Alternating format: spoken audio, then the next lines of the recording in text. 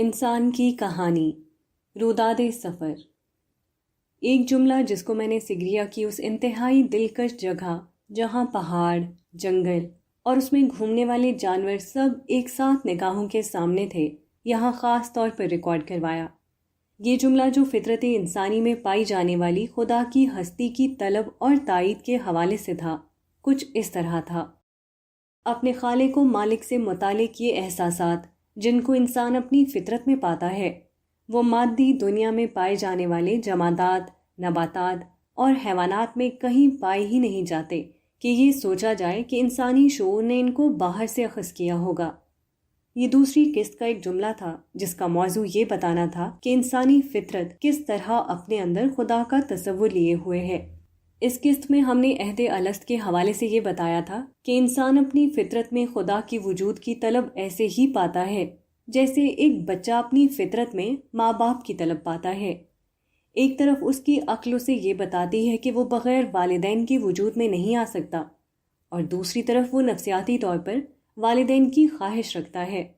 خدا کی مثل کوئی نہیں، اس لیے اس کا معاملہ والدین سے تو بہرحال مختلف ہے، مگر بہرحال فطرت انسانی کے لیے اپنے رب کا تصور بالکل بھی اجنبی نہیں۔ اسے جب بھی خدا کے متعلق بتایا جائے گا وہ اس تصور کی تائید اور طلب اندر سے پائے گا۔ مگر دوسری طرف یہ ایک حقیقت ہے کہ انسان جس مادی دنیا میں موجود ہے وہاں پائے جانے والے جمادات، نباتات اور حیوانات میں کہیں خدا کا تصور نہیں پایا جاتا کہ یہ سمجھا جائے کہ انسان نے اس تصور کو وہاں سے اخذ کیا ہے۔ یہ چیز سر تسر انسانوں کے اندر سے پیدا ہوتی ہے اور انسانوں کے لیے کسی طور باعث وحشت نہیں۔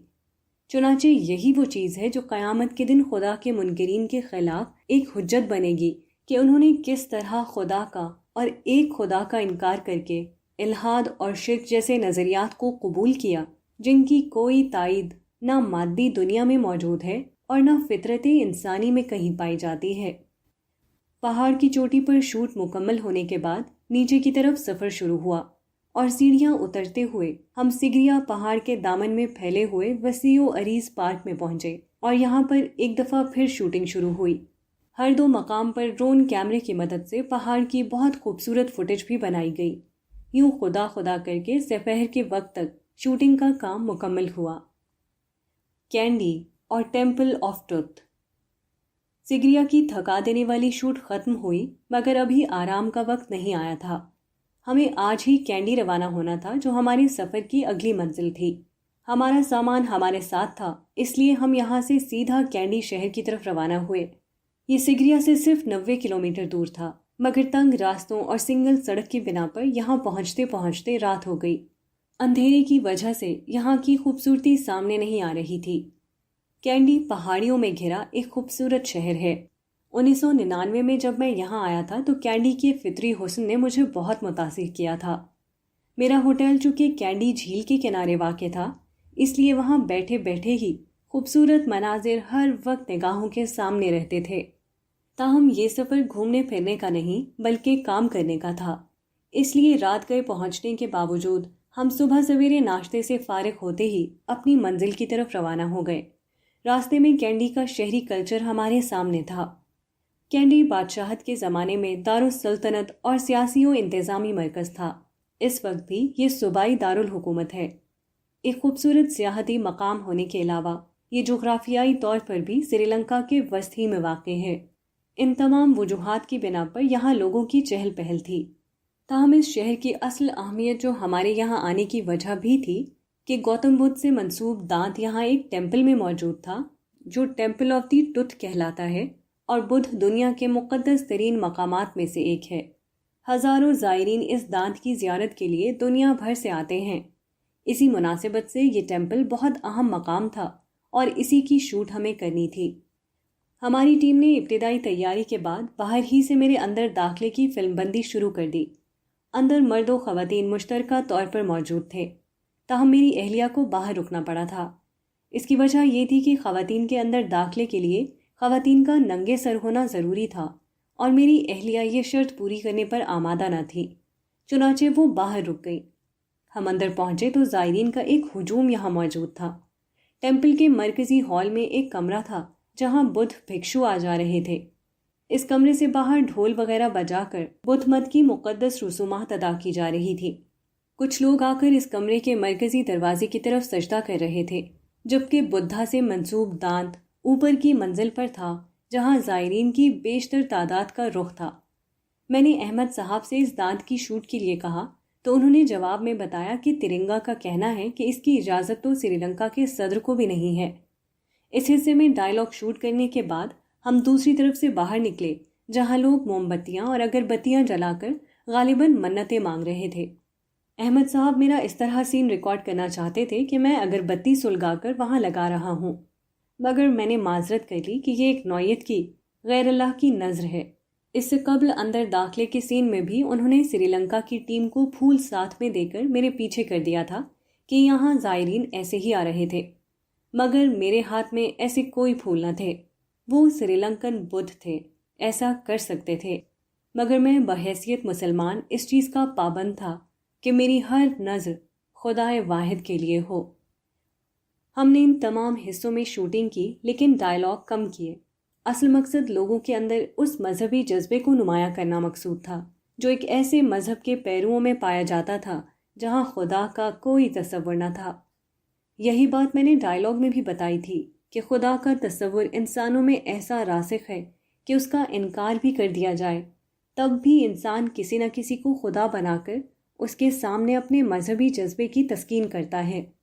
مشرکانہ مذاہب میں غیر اللہ سے اس جذبے کی تسکین کی جاتی ہے۔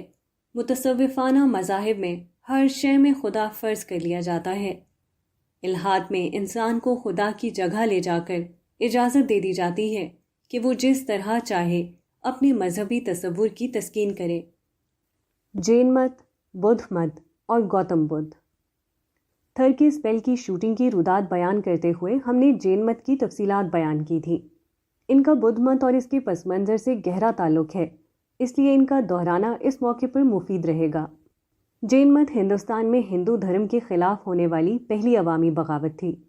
ہندو دھرم قدیم دنیا میں موجود شرک کا سب سے بڑا نمائندہ تھا جو آج کے دن تک موجود ہے اور دنیا کا اس وقت بھی تیسرا بڑا مذہب ہے۔ زمانے قدیم میں شرک اپنی خرابیوں کے ساتھ یوں تو ہر جگہ پھیلا ہوا تھا، مگر جب آج سے تقریباً 3500 برس قبل آریاؤں نے وسط ایشیا سے اس خطے پر حملہ کیا اور مقامی لوگوں کو تحقیق کر کے یہاں اپنا اقتدار قائم کر لیا، تو شرک کے ساتھ ذات پات کا وہ نظام وجود میں آیا جو ہر پہلو سے ننگے انسانیت تھا۔ یہ نظام صدیوں تک اسی طرح چلتا رہا۔ بادشاہوں کے ظلم تو لوگ برداشت کرتے ہی تھے، مگر براہمنوں کی شکل میں مذہبی طبقے کا جو اقتدار وجود میں آیا اس نے سوچنے والے اذہان کو بغاوت پر آمادہ کیا۔ رفتہ رفتہ سوچنے والے درد مند اذہان اس کے خلاف ہوتے چلے گئے۔ جین مت اس عوامی بغاوت کا پہلا اظہار ہے جس کے متعلق تاریخی طور پر یہ متعین نہیں کیا جا سکتا کہ اس کا آغاز کب ہوا، لیکن اندازہ ہے کہ 8ویں اور 10ویں صدی عیسوی قبل مسیح میں یہ مذہب پھیلنا شروع ہوا۔ اس مذہب کی سب سے نمایاں شخصیت مہاویر کی ہے۔ ان کی اور گوتم بدھ کی شخصیت میں گہری مماثلتیں پائی جاتی ہیں۔ ان دونوں کا زمانہ ایک ہی ہے، یعنی 6 صدی قبل مسیح۔ علاقہ بھی ایک ہی ہے، یعنی ہندوستان کا صوبہ بہار۔ دونوں کا تعلق ایک شاہی خاندان سے تھا اور دونوں ہی گھر بار اور تخت و تاج کو چھوڑ کر سچائی کی تلاش میں نکل گئے تھے۔ تاہم مہاویر نے پہلے سے موجود جین مت کی روایت کو پوری قوت سے زندہ کیا، جبکہ گوتم بدھ نے بہت سی چیزیں جین مت سے ہی لیتے ہوئے اپنی ایک الگ راہ متعین کی۔ اس تفصیل سے یہ بات واضح ہے کہ بدھ مت بھی دراصل اسی اصلاحی سوچ کا ایک اظہار ہے جو اس سے قبل جین مت کی شکل میں ظہور کر چکی تھی۔ مہاویر کا سن پیدائش 540 قبل مسیح اور گوتم بدھ کا 563 قبل مسیح بیان کیا جاتا ہے۔ مہاویر کے برعکس گوتم بدھ نے اپنی ایک الگ راہ نکالی۔ روایات کے مطابق گوتم بدھ کا اصل نام سدھارتھ تھا اور وہ ریاست کپل وستو کے راجا کے ہاں پیدا ہوئے۔ بچپن سے شاہی ناز و نعم اور فوجی تربیت میں پلے بڑھے، مگر مزاجاً بہت نرم دل تھے۔ مخلوق کا دکھ دیکھ کر ان کا دل پگھل جاتا تھا۔ 18 برس کی عمر میں ان کی شادی یشودھرا نامی شہزادی سے ہوئی۔ ان سے ایک بیٹا بھی پیدا ہوا۔ کہا جاتا ہے کہ کچھ مشاہدات کے بعد ان کے قلب میں یہ بات راسخ ہو گئی کہ دنیا غم و الم کا کارخانہ ہے اور کچھ نہیں۔ اور اس حقیقت سے فرار بادشاہوں کے لیے بھی ممکن نہیں۔ چنانچہ ایک روز وہ تخت و تاج اور گھر بار چھوڑ کر اس تلاش میں نکل گئے کہ ان عالم سے نکلنے کا راستہ کیا ہے۔ انہوں نے جوگ لے لیا اور دنیا کو مکمل طور پر چھوڑ کر ایک فقیر بن گئے۔ برسہا برس کی تپسیا کے بعد بھی ان پر وہ راہ واضح نہیں ہو سکی جو مصائب کو غیر مؤثر کر سکے۔ پھر ایک روز املی کے درخت کے نیچے بیٹھے وہ مراقبہ کر رہے تھے کہ انہیں نروان حاصل ہو گیا۔ نروان یعنی نجات کی وہ کیفیت جو ہماری مذہبی اصطلاح میں جنت کہلاتی ہے، مگر بدھ مت میں یہ ایک نوعیت کی روحانی کیفیت ہے جو بدھ کو تو مراقبے میں حاصل ہو گئی، مگر باقی لوگوں کے لیے اس کے حصول کا راستہ فلسفیانہ اساسات اور عملی طریقہ کار کے لحاظ سے انہوں نے بیان کر دیا۔ ان کی تعلیمات اصل شکل میں محفوظ نہیں رہیں، لیکن تراجم کے ذریعے سے ان کے شاگردوں نے ان کی تعلیمات کو آگے منتقل کیا، جس سے اس راہ کی فلسفیانہ اساسات اور تعلیمات اس طرح سامنے آتی ہیں۔ بدھ مت کے بنیادی تصورات۔ زندگی کی 4 عظیم سچائیاں ہیں۔ پہلی یہ کہ زندگی سراسر دکھ ہے۔ اول تو زندگی ہے ہی مصائب و آلام کا نام، لیکن عیش و نعمت چونکہ عارضی ہوتے ہیں اور ایک روز کسی نہ کسی طرح چھن جاتے ہیں، اس لیے یہ بھی باعث الم ہی ہیں۔ دوسری سچائی یہ ہے کہ دکھ کی وجہ خواہش ہے، یہ خواہش کا جال جس میں پھنس کر انسان ساری زندگی تڑپتا رہتا ہے۔ تیسری سچائی یہ حقیقت ہے کہ دکھ سے نجات پا کر اصل مسرت کا حصول اس دنیا میں ممکن ہے۔ انسان اگر خواہش کے جال کو کاٹ ڈالے تو پھر ایک روز وہ موت و زیست کے سلسلے سے نکل کر نروان کی وہ منزل پا سکتا ہے جو دائمی مسرت و نجات کی کیفیت ہے۔ چوتھی سچائی وہ عملی راستہ ہے جس پر چل کر انسان دکھوں سے دور ہوتا چلا جاتا ہے اور بتدریج نجات کی راہ پر قدم رکھ دیتا ہے۔ اس کے 8 نکات ہیں۔ پہلا نکتہ ان 4 سچائیوں کو مان لینا ہے۔ دوسرا، برے جذبات سے بچتے ہوئے تمام مخلوقات کے حوالے سے محبت، ہمدردی اور عدم تشدد کے جذبات رکھنا۔ تیسرا، زبان کو ہر اخلاقی برائی سے بچا کر اچھی باتوں کے لیے استعمال کرنا۔ چوتھا، عملاً تمام اخلاقی برائیوں سے بچ کر اچھے اخلاقی اعمال کو اختیار کرنا۔ پانچواں، مال کمانے کے سارے برے ذرائع کو چھوڑ کر درست ذرائع سے مال کمانا۔ چھٹا، مذکورہ بالا اعمال و جذبات کو اختیار کرنے کے لیے اپنی تربیت پر محنت کرنا۔ ساتواں، اپنے ذہن و خیالات کو 4 سچائیوں اور ان تک پہنچنے کے راستے کے علاوہ ہر چیز سے ہٹانا، کیونکہ ذہن کا اصل مقصد کی طرف فوکس نہ رہے تو انسان بار بار اپنی راہ سے بھٹکتا ہے۔ آٹھواں، مراقبہ، جو نروان اور اس کے راستے کی طرف فوکس کرنے کا واحد دنیاوی راستہ ہے۔ بدھا نے دنیا کو چھوڑا تھا، مگر وہ جانتا تھا کہ ہر شخص یہ کام نہیں کر سکتا، اس لیے اس نے اپنے پیروکاروں کو 2 حصوں میں تقسیم کیا۔ ایک وہ جو دنیا چھوڑ چکے تھے، انہی کو اب بھکشو کہا جاتا ہے، جو گھر بار، بیوی بچوں اور کمانے کی ذمہ داریوں سے خود کو آزاد کر کے خانقاہوں میں رہتے اور گیروے رنگ کی دھوتی اور چادر سے جسم ڈھانپتے ہیں۔ باقی عام لوگ دنیاوی زندگی گزار سکتے ہیں، مگر ان کے لیے مذکورہ 8 سچائیوں کے مطابق زندگی گزارنا ضروری ہے۔ بدھ مت کے فروغ کی تاریخ۔ ان تفصیلات سے یہ بات بالکل واضح ہے کہ بدھ مت اصل میں کوئی مذہب نہیں، کیونکہ مذہب اپنی تعریف کے لحاظ سے غیبی معتقدات پر ایمان لانے کا نام ہے۔ بدھ مت کی تعلیمات خدا و آخرت جیسے بنیادی غیبی تصورات کے بارے میں بالکل خاموش ہیں۔ البتہ ہندو دھرم سے انہوں نے نئے جنم کے تصور کو لے لیا، جس کا سلسلہ ان کے نزدیک اس وقت ختم ہو جاتا ہے جب کوئی شخص نروان حاصل کر لیتا ہے۔ ہندو مت میں نروان کی جگہ مکتی یا موکشا کے الفاظ استعمال ہوئے ہیں۔ جین مت کا تصور بھی یہی ہے۔ ہم جین مت کے حوالے سے گفتگو کرتے ہوئے پہلے یہ بتا چکے ہیں کہ یہ سارے مذاہب فلسفیانہ طور پر اس بات کو مانتے ہیں کہ ایک کائناتی روح ہے جو مادے کے قالب میں ڈھل کر مختلف شکلوں میں ظہور کر رہی ہے۔ نروان یا موکشا جیسے تصورات کا مقصد یہی ہے کہ انسان بار بار پیدا ہو کر مادی ظہور کے اس چکر سے نکل جاتا ہے اور کائناتی روح کا حصہ بن جاتا ہے۔ ان مذاہب میں یہ تصورات گویا کہ عقیدہ توحید و آخرت کی کمی اس پہلو سے پورا کرتے ہیں کہ خدا و آخرت پر ایمان انسان کو اچھے کام کرنے اور برائی سے رکنے پر آمادہ کرتے ہیں، تاکہ انسان دکھوں کے اس محدود چکر سے نکل کر ابدی سکون حاصل کر لے۔